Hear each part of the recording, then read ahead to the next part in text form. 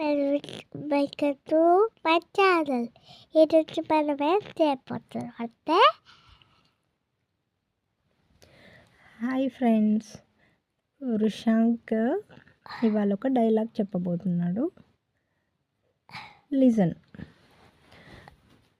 రుషాంక్, ఫ్రిడ్జ్లో ఉన్న చల్లని ఐటమ్స్, ఐస్ క్రీమ్స్ అలాంటివి తినకు, డాక్టర్ తినొద్దని చెప్పాడు.